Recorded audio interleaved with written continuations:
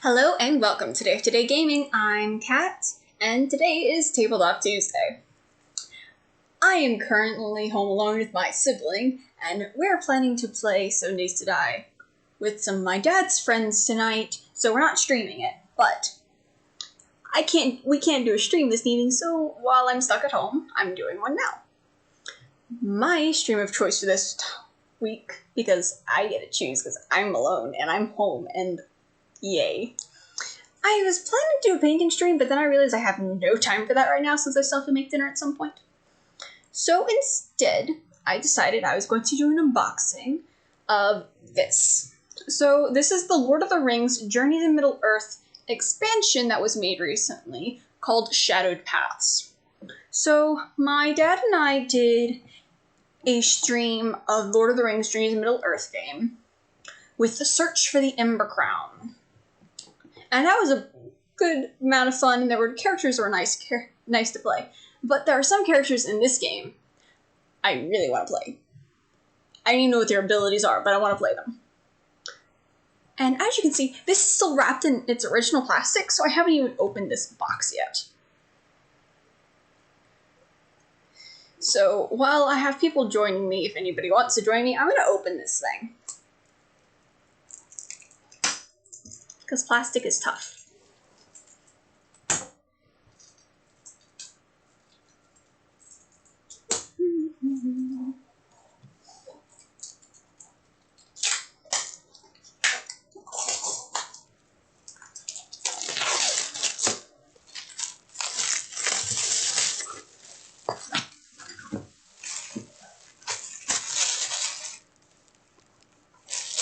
So here is our lovely game. Ooh, I already have 3 viewers. I love when that happens. So I'm going to read the back of the game first, to give you a little bit of insight. Threat rises in Mirkwood and Moria. The dwarves listened and shook their beards, for they knew that they must soon venture into that forest, and that after the mountains it was the worst of the perils they had to pass before they came to the dragon's stronghold. Shadowed Paths is an expansion of the Lord of the Rings Journeys to Middle-earth board game, adding new heroes, enemies, terrain, items to all of your adventures in Middle-earth. This expansion also unlocks an all-new campaign containing 13 scenarios in which heroes fight through the tangled paths of Mirkwood and venture deep into the shadowed halls of abandoned Moria to face ancient evils. Will you heed the call? Gather your friends, prepare your heroes, and brave the terrors of the shadowed paths. So, like I said, this gives new heroes, items, monsters, and terrain, all of which are going to be very interesting. So let's pop this box open and find out what's inside. Yeah, first thing on top is a rule book. Rule books are not my thing. I'm just going to move aside. Let's see. It's a very small book, so this probably just means there's adding on rules like new terrain and such. Yeah, that's pretty much it, actually. It's just adding... Ooh, yeah, this is going to be interesting, alright. Yeah, we definitely have some new terrain, alright.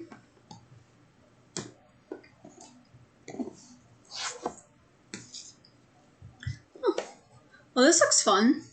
No idea what these skull tokens are in the corner, but apparently these tokens kind of look like spiky little flaming skulls. There's just little buildings or caves or something. If I have time later, I'll maybe open it up and pop some of the things out. But I kind of want to see what else is in the box first. So we have a big bag of characters and a giant demon creature. Just gonna set it aside. But I want to see other things. Like the heroes. I want to see the heroes. Yay. So, I think there are 5 new heroes that were added to this game. I'm just going to move that aside a little bit. So, we have 5 new heroes that were added to this game. Some of which we know, some of which are characters that don't actually exist or barely existed. I don't know. I haven't seen one of the Lord of the Rings movies. And I haven't seen any of the Hobbits, so meh. So for characters we have Gandalf. So his abilities are pretty much, he's high in wisdom and spirit, and then he's got 2 in everything else. That seems like it'd be a little hard to do a might, agility, or wit test. Though, the only good thing is that he's allowed to carry 5 fate, and he has a fear and damage up to 6 for both of them, which is actually really nice. And his special ability is, once per round, after you discard a prepared skill with fate, you may gain 1 inspiration and scout 1. Okay, that's not a bad ability. So if you end up discarding one of your paired cards that has the fate symbol in the corner, you gain an inspiration, you can scout 1. So you get another prepared card, possibly. Or you know what your next card is, or where to put your next card. It's like a weakness. And you get an inspiration, which isn't bad. But that's Gandalf. And I think we'll start with some of the dwarves in this game. We have Dis. Yeah. She is a female dwarf. So she has a might of 4, a wisdom of 2, agility of 2, spirit of 3, and wit of 3. She can have up to 5 fear and 5 damage. And she can carry up to 3 inspiration. Her special ability is, after you test, you may spend 1 fate icon to place 1 card from the test on top of your deck. So I guess if you have like an instant success, you can put it right on top, which isn't actually a bad ability. Next character we have that's new to this game is Balon. He's also a dwarf. With a might of 3, wisdom of 3, agility 2, spirit 4, and wit 2. Yeah, I know, it's hard to see the cards. I probably should have done a close-up cam for this, but I didn't think about it. He can have up to 4 damage, 4 fear, and 6 damage, and he can carry up to 4 fate. His ability is, once per round, when you suffer damage, after resolving all damage from a single source, you may prepare one skill from your discard pile. That's not bad, especially if you have a very big discard pile. Well, actually, technically you would. You'd have a very big discard pile, because after you have to do all the tests for all the damage you take. It's actually quite a bit of cards, then, depending how much damage you took. We have Arwen. She's a lovely elf. My sister wants to play this character. She has a might of 2, wisdom 4, agility 3, spirit 3, and wit 2. Can have up to 6 fear and 4 damage. And carries 5 fate. Once during a turn, you or nearby hero may flip 1 damage or fear face down and discard 1 face down fear or damage. I must say, that is a ridiculous ability, and I kind of want to play her if my sister weren't already playing the player. Mainly for the fact that she can discard or flip over damage. So if you end up getting one of those terrible face-up fear damages, she can flip it face down once per turn. And per turn is every hero phase, I think. Yeah, is per turn. Which is still awesome. And then last of all, we have Eleanor. This is the character I'm probably going to end up playing, but I had no idea what her ability was. She's got a might of 3, a wisdom of 2, agility 3, spirit 3, and wit 3. With 5 fear, 5 damage, and fate. 4 fate, Her ability is, once per phase, a hero in your space may spend 1 inspiration to convert 2 fate symbols into 2 successes. I really need to look up what the difference between phase and turn is. I know once per phase.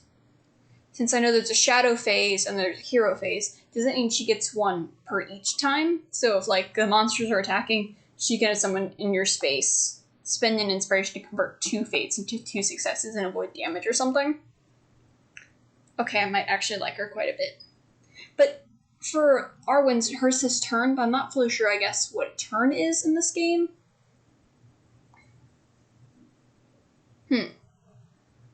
Well, I'll certainly find out whenever we play this. And this is her card. I feel really bad I didn't make a close-up camera. Sorry, everybody.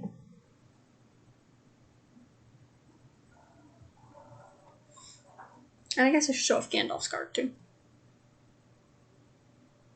Yeah.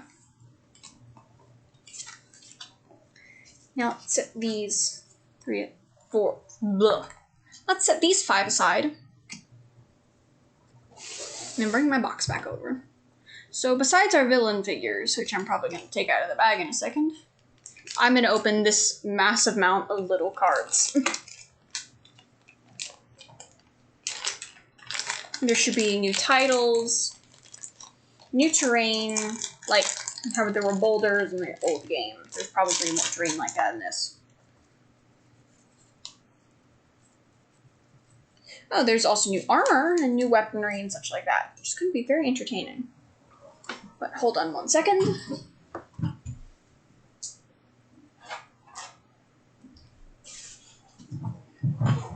Okay, I'm back. I've been gone for long, so.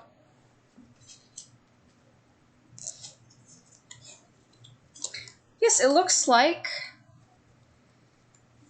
there are 4 new items that can be on terrain. A web, a log, rubble, and elevation. Definitely sounds interesting.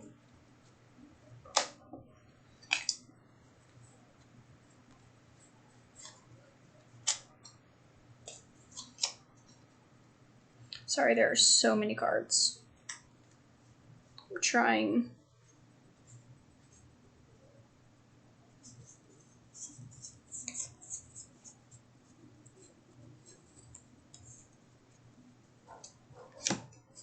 Okay. Let's see what I got so far. Looks like there's another armor that's been added to the game. Ring mail. Let's see, ring mail. Decrease your agility by 1 if you test fate, wit, wisdom. Oh, wait. Oh, God, I can't remember what these are called. You decrease your agility by 1. If you would test wisdom, spirit, or wit, you may test might instead. That'd be good for, like, some of the dwarves, I think, and some of the more strength classes. When you have such a terrible, like, wisdom, spirit, and wit.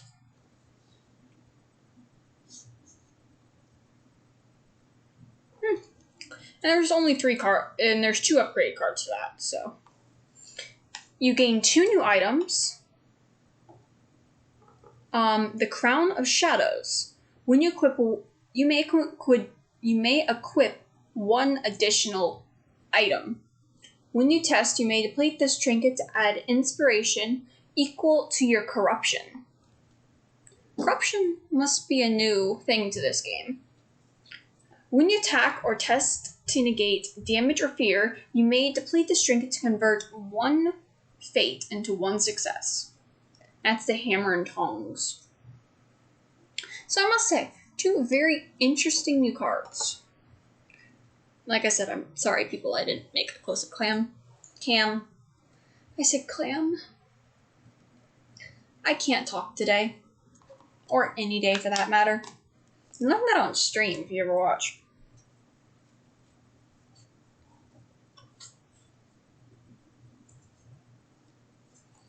It looks like they updated some of the weaponry.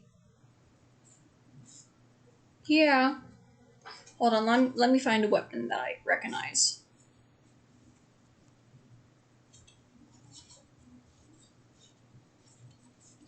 Well. Okay, so apparently there's a whole new selection of weapons.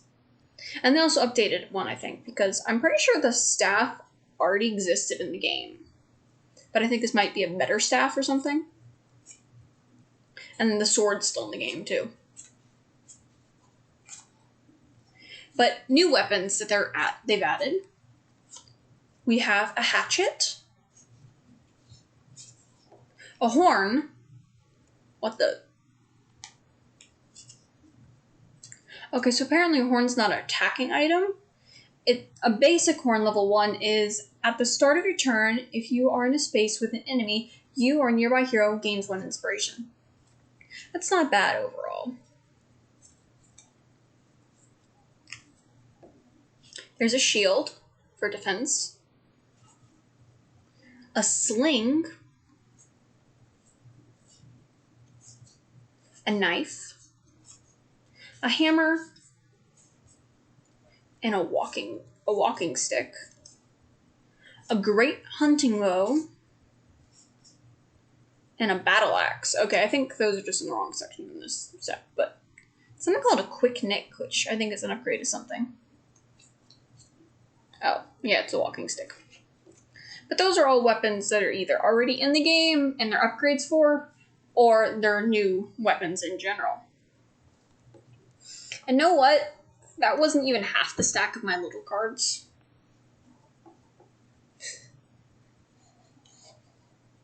I find that a little sad, because the rest of the cards are a combination of a couple things. Some of these cards are whatever category your hero is, like robber, captain or leader. So the underlying names that your characters can get. I can't remember what they were for the other classes, but there was like bank robber, a thief, or something like that. I really can't remember. Let's see, what are these? You have a smith, a meddler, herbalist,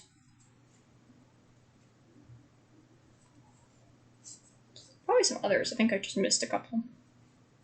Traveler, delver, whatever that is. Then you also have the hero cards in here for Gandalf and the other 5 new characters.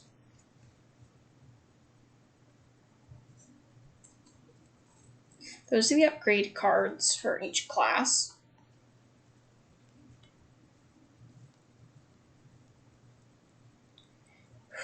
Lots of cards.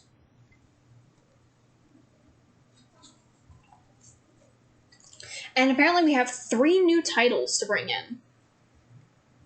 Dawnbreaker, Storyteller, and Treasure Seeker. Wow, Dawnbringer is very different from other titles that I've seen before. So normally a title...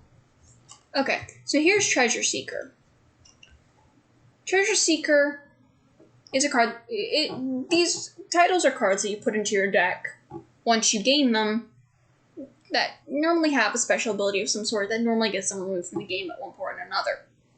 With a name, what title number they are at the bottom, and normally a little paragraph saying what exactly the card does. Like, I ended up getting a card called Dwarf Friend, which means, 1, I was counted as a dwarf when I had the card out, and 2, I could make myself and 1 other dwarf in the game, like, emboldened, but we weren't playing with Gimli at the time, so at least I don't think we were. No. We weren't playing with Gimli at the time. So we didn't have another dwarf, so it was just me, because I counted as a dwarf during the game. And they normally have a fate symbol in the corner. Well, Dawnbringer is different. It's a fate card instead. So it's got a fate symbol in the top corner. I mean, it's got a instant success, sorry. Fate symbols are everything else. It's got an instant success in the corner, and it actually has a quote instead of a summary. Yet dawn is ever the hope of men, the 2 towers. So I must say, this is not what I was expecting when you said we were going to have more titles. But that's kind of to be expected.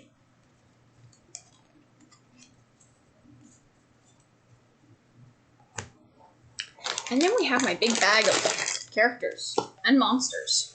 So we're going to move that aside again. We're going to have to get my rule book out for this because I do not know enough about Lord of the Rings to tell you who these characters are. At all.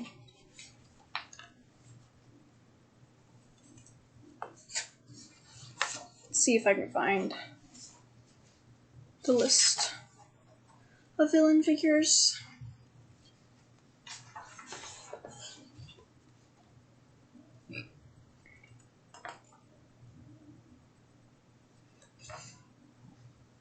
Yep, sadly enough, I do not have a list of what the monsters are.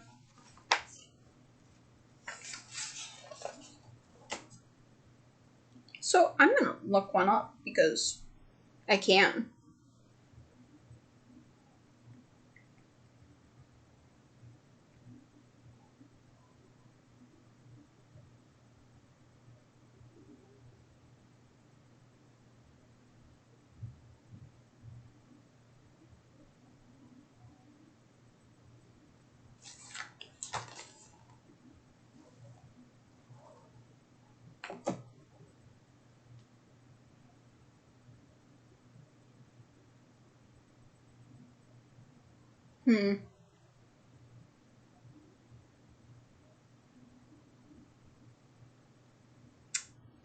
So sad.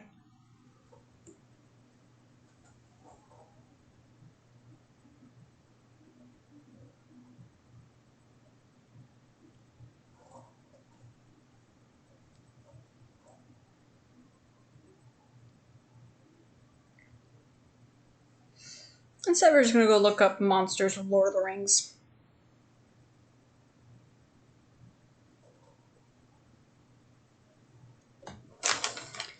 Mainly because, again, I don't know enough about these characters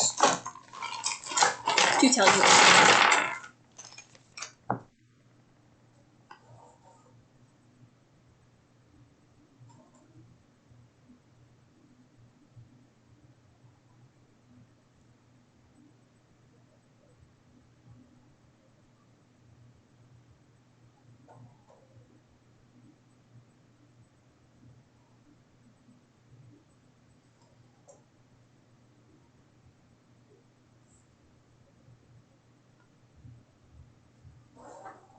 Okay, we're just going to describe what these things look like after I organize them slightly.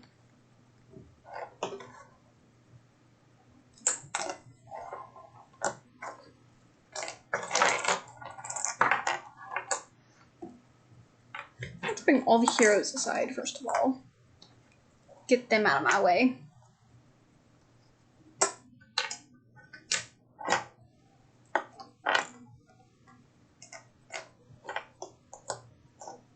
Since I have absolutely no clue what these characters are either supposed to be or what they may be, since I know some characters, I guess, could be multiple different things. I know! Beelzebub, I'm going to show them to the camera. Please stand them all up, and then you guys can help me tell what these things are. Okay, well, I must say, I at least know what some of these things are. I've got a bunch of baby spiders. And I should tell you this now, it is not the big one. It's not the really, really big spider. The one that kind of freaks me out in the movie. These, I think, are the little babies. I'm going to assume. Because I'm pretty sure this beast is Big Mama. It's giant and scary, and it's got a giant spike for a butt. Kind of reminds me of some bee and a spider together, and I kind of don't like it. It's a very freaky little thing. It's got a spike on its butt. For other characters, I'm pretty sure this is like a hill troll or something. Though I do not know my monsters, so I'm going to assume a hill troll. It's got giant bumps all over its skin. It's very big, and it's got a giant club of bones. Oh, cave troll. Thank you, Beelzebub. Yep, he's probably right about that.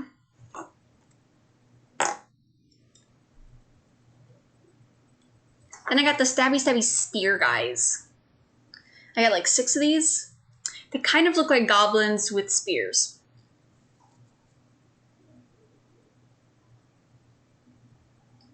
Okay, maybe not goblins, but they're little evil creatures with spears. That's all I can tell you.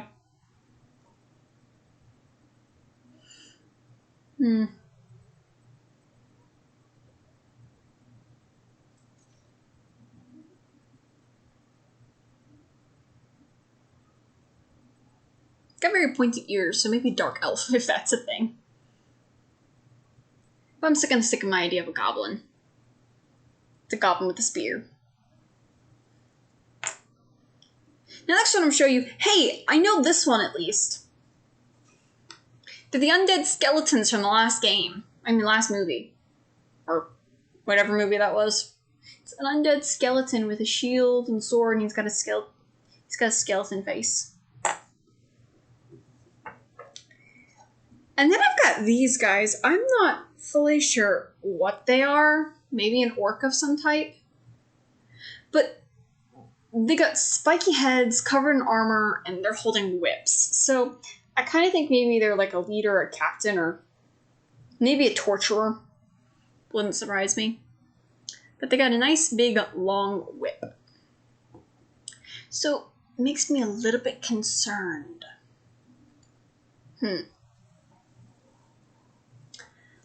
Taskmaster. Okay. I got a giant worm in my hand. That's all I can tell you. It is a big, giant worm. Sandworm was what I first thought it was, but I don't know if they existed. But yeah, it's a big, giant worm. There's 3 of them, too. Popping out of rock. Yeah. Now I'm going to show off the characters, and then we'll show you the big dragon guy.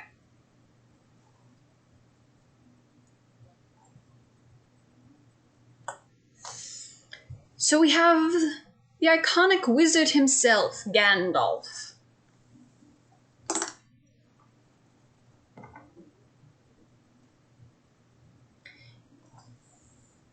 This is Dis and Balon. Dis is the woman with the hammer. So she's on the left, and Balon is on the right. Wow, big dragon guy? Yeah, that's all I can tell you. I don't know his name. That's Dis and Balon. And then we have Arwen and Eleanor. It's actually a little bit easier to tell who is who in this case. Arwen is the lady just standing nice and straight and stoic and doesn't look ready for a fight. Arwen's the other lady. And then, Eleanor's the other lady. Eleanor's the lady with her sheath and sword ready to battle. I'm dropping things. Sorry, Arwen. Now for Big Dragon Dude. And Beelzebub is telling me his name is Balrog, so he's spiky and I don't like holding him. Okay, I think I'm gonna have to paint him. He's just huge. But this is Balrog. He literally goes from the center of my palm to the tip of my fingers. I would not want to fight him in his flaming sword. I'm sorry. Not a name. He is Balrog. Okay. Oh, it's not a name. It's a species. Okay, then. I'm still gonna call him Balrog because I don't know what his real name is, and I don't care if it's a species or not. Okay, this is Balrog. It's a Balrog. I still don't like him. He's stabbing me in the hand. Yee. He feels weird. Eee! Just set him there.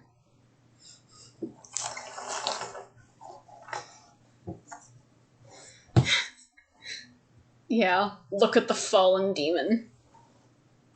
Because I can make you.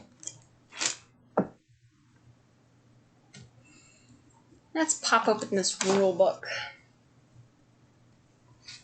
I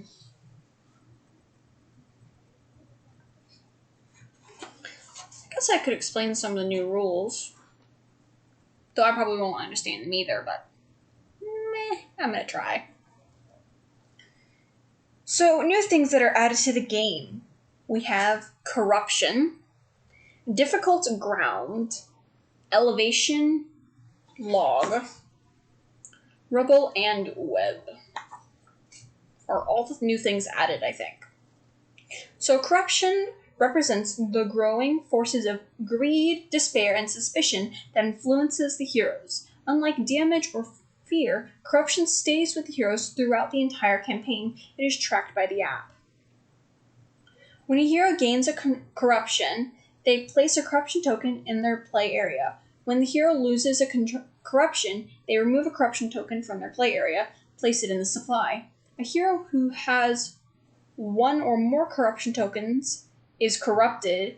A hero who has no corruption tokens is uncorrupted. Well, that's lovely. Some game effects may require a hero to be corrupted or uncorrupted to solve them.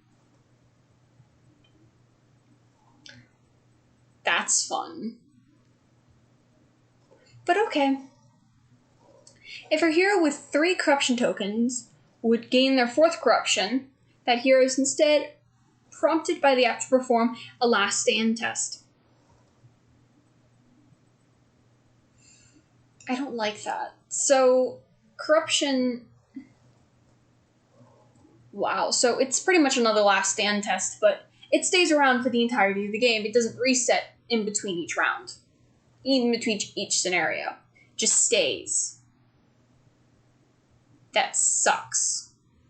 So if you're at 3 at the end of one scenario, when you start the next scenario, you gain 1 and you die. Well, you have to commit a last stand, and if you fail, you die. If you pass, then you do not gain the 4th one. So if you pass the last stand test, you just don't gain that 4th token, and you're still at 3 corruption tokens. So if you gain the 4th one, you have to perform a last stand again. Well, isn't that fun? After each adventure, players return all corruption tokens to the supply. Yeah, after the entire adventure is done.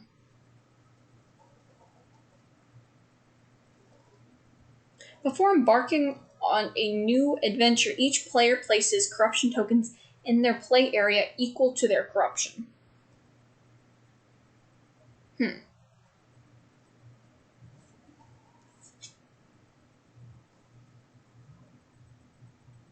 Okay.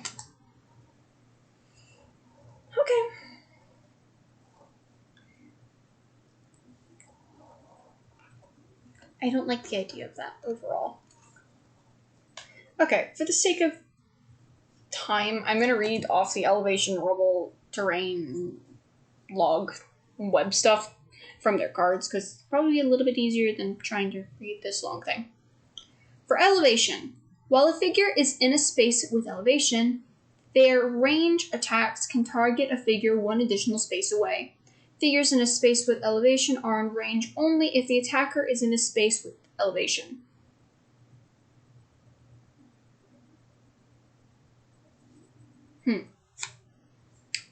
Rubble. While in a space with rubble, you may use the rubble as an equipped item. Oh, so you can attack with rubble. With 1 success is 2 hits, and 2 successes is a hit and a pierce. And uses wit to test, and it's a ranged item. Log. You may interact with log to test agility 1. If you pass, gain 1 inspiration and become determined. Interacting with log does not provoke attacks. Cool. And then you have a web. When you would move out of a space with a web, test might 1. If you fail, forfeit the move instead. Oh. So you pretty much get stuck in the web. Okay. And the only thing left in this rulebook, which hasn't been explained yet, is difficult ground. Okay, difficult ground is a property of some spaces on the map that make those spaces more difficult to move through. Some spaces on the map have difficult ground icons printed on them. These spaces have difficult ground. Kind of looks like the top of it has like 3 points to it, and the bottom of it looks like a cave, so.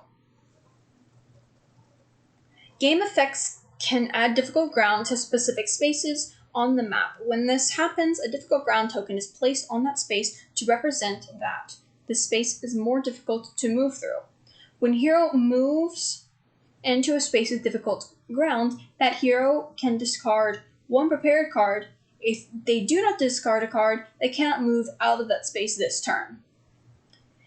If a hero does not discard a card, any unspent movement from a travel action or sprint X ability is lost. That hero cannot gain any additional movement this turn through travel actions or other abilities. If a game effect places a hero in a space with difficult ground, that hero ignores effects with difficult ground. Well, that's fun.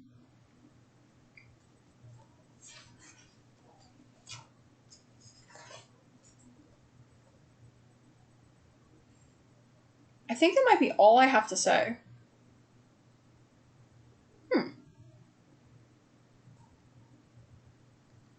Because I'm not planning to open this giant thing of tiles yet.